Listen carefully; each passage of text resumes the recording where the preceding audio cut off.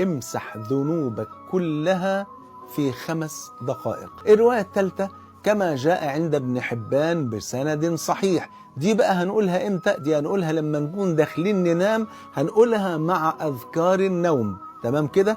عند النوم بقى في ذكر تاني اللي هو ايه؟ قال صلى الله عليه وسلم: من قال حين يأوي إلى فراشه: لا إله إلا الله وحده لا شريك له، له الملك وله الحمد وهو على كل شيء قدير، لا حول ولا قوة إلا بالله، سبحان الله والحمد لله ولا إله إلا الله والله أكبر، غفرت له ذنوبه أو خطاياه وإن كانت مثل زبد البحر.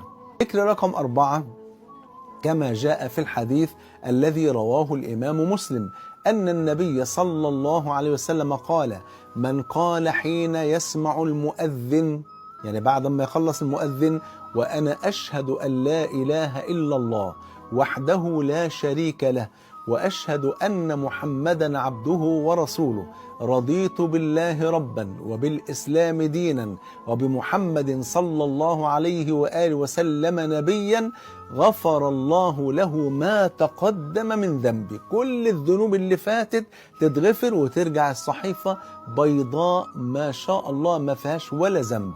يبقى الكلام ده نقوله امتى؟ بعد ما نسمع المؤذن. الرواية ال5 رواها الحاكم بسند صحيح أن النبي صلى الله عليه وسلم قال، وذكر لنا صيغة معينة من الاستغفار تغفر كل الذنوب حتى لو كان هذا الإنسان متلبسا بفعل كبيرة لم يستحلها وإنما وقع فيها غصب عنه.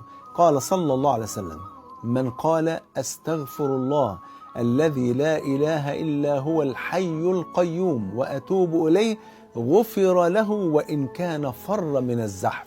طبعا معروف أن الفرار من الزحف ده من الموبقات ال7 أو من ال7 موبقات المهلكات عياذا بالله.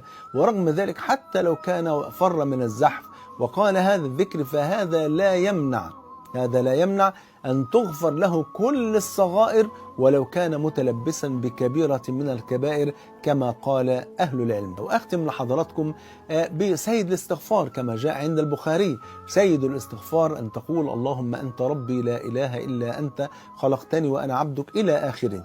اللي يقوله بالليل موقنا به ويموت في تلك الليلة كان من أهل الجنة، واللي يقوله بالنهار موقنا به ويموت في ذلك اليوم كان من أهل الجنة بفضل. يبقى اللي يقوله بالليل موقنا به ويموت في تلك الليلة يكون من أهل الجنة، واللي يقوله بالنهار موقنا به ويموت في ذلك اليوم يكون من أهل الجنة بفضل الله سبحانه وتعالى. عايزين إيه أكتر من كده؟